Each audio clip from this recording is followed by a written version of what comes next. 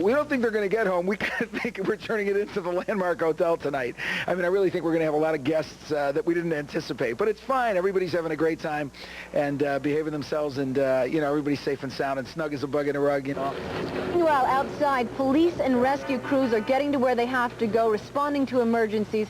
But when they're responding to the secondary roads, it is a challenge, and they're worried about the winds. We're also anticipating the weather to further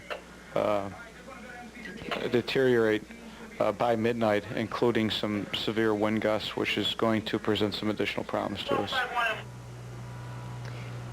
A couple of added notes. Police had a hard time getting their 9:30 shift in, but they did it. They got their night shift out. They're doing what they can. They're preparing for the long night ahead. If and when things get worse, what they'll probably do is they'll probably station police officers and plows at area fire stations, and they'll dispatch out of there. So if police need to respond to an emergency situation and they don't think that they can get there, they will have the plows lead the way, or else they will ride with snow plow drivers. They are doing what they can. They are prepared for the long night ahead, and they are as prepared as they can be. Live in downtown Syracuse, Tracy Davidson, News Center 5. Lynn? All right, thank you, Tracy. In the traditional snowbelt area just north of Syracuse, people fought a losing battle against the snow this afternoon and this evening. Scott Atkinson is just back from the north and joins us live with that story. Scott?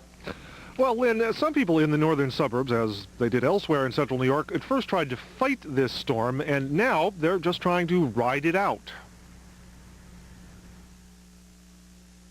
All day long, people in the northern suburbs struggled to stay ahead of the snow, but by late today, even the most dedicated suburbanite was learning an unpleasant truth.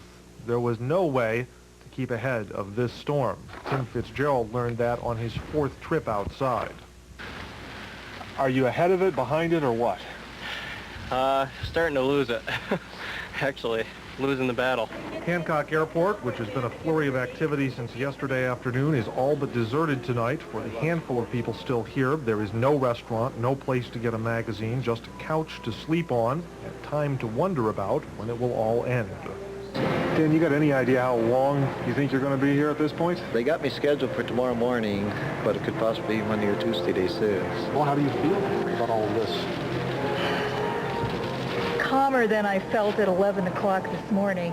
I was very cross about it. Now there's nothing to do, so I might as well just relax. Some of these people have hotel reservations in the Syracuse area, but no way to get there. The hotel closest to Hancock, the Airport Inn, had only one room left at 8:30. The people who were laid up here considered themselves lucky to be in and dry. We cannot leave. We've had a 4-wheel drive. We've tried to go downtown Syracuse. The roads are horrendous. We can't move here. The winds are very bad. So we're very comfortable sitting here, and hopefully everything will clear tonight. Of course, for the professionals, like the weather experts at the airport, this storm brings with it a certain fascination. Finally, we got a storm that is kind of giving everybody the same amount of snow, so at least our forecast was accurate this time. For a while, about 9:30 tonight in the northern suburbs, it got quiet. It wasn't snowing. There wasn't a lot of wind blowing. And someone said, maybe the worst is over. Not. Lynn? All right, thank you very much, Scotty. Well, we have an incredible story tonight. Imagine spending nearly 5 hours alone and stranded in this storm. Barb Anderson did, and she joins us live on the phone from Cayuga County. Barb, you're from Weedsport. I understand you were out today for about 5 hours, 6 hours, and not knowing whether anybody was going to find you. I wasn't worried. I knew they'd come back. What exactly were you doing out there today? Some might question why you were even out in view of the fact that we were going to have a storm today. We were snowmobiling. We do this all the time. So exactly what were you doing? Were you going, say, 10 miles, 12 miles, or was there a trail that you were following? From Weedsport to Preble. Mm-hmm. We were on the way back home to Weedsport. And how did you get lost? The wind. I just lost sight of everybody. It was a complete whiteout. Mm-hmm. Just lost everybody. And at what point did you know that you were lost, and how did you feel at that point? Well, when my sled got stuck, I knew I was in trouble. And you had no one to help you? No. So what did you do during that entire 5-hour period? Well, after getting a little bit cold, I went up in the woods and sat down by a tree and said, well, they'll be along.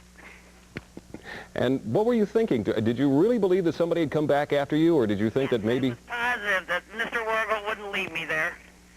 All right. right, well, we're glad you made it back safe and sound. Thank you very much for being with us, Barb, and good luck to you in the future, and try to stay out of those snowstorms, okay? Don't forget the Sempronius Fire Department. They're a great bunch over here. All right, and they helped get you back, didn't they? They sure did, and 3 of my fellow riders walked in to get me out. All right, thank you very much, Barb. Thanks, Have a good Lynn. night.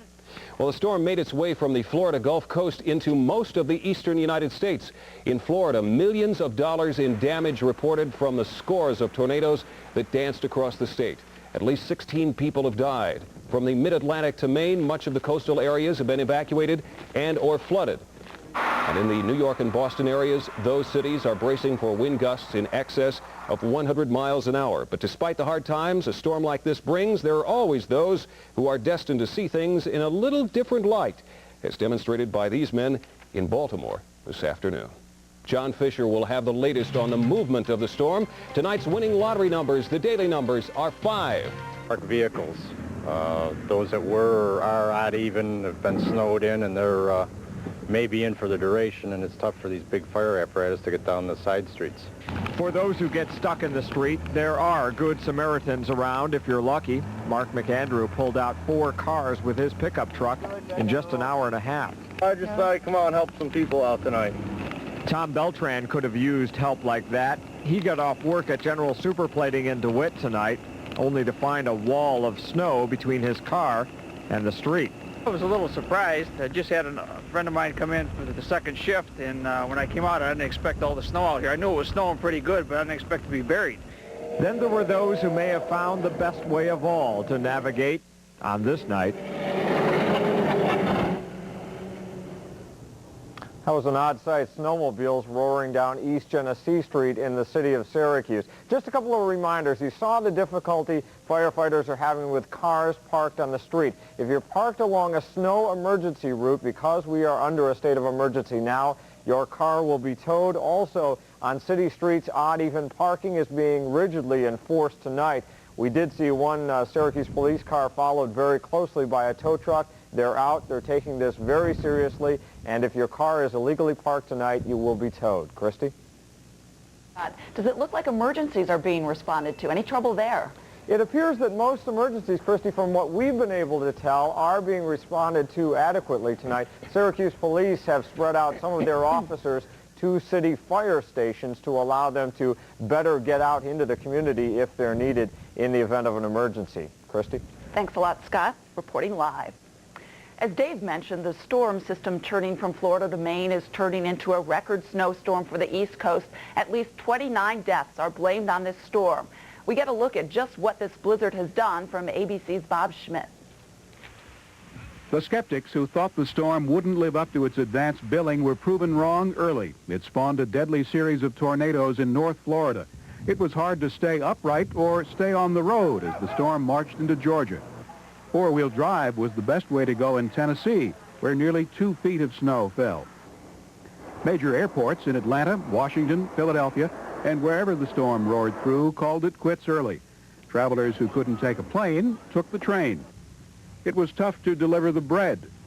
There'll be plenty of work for tree surgeons and insurance adjusters. A big worry once the blizzard of 93 passes will be its impact on beachfront property, hit hard by a northeast storm in December.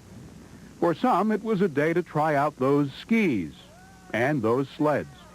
And while Boston canceled its St. Patrick's Day parade, they were wearing the green in Pittsburgh.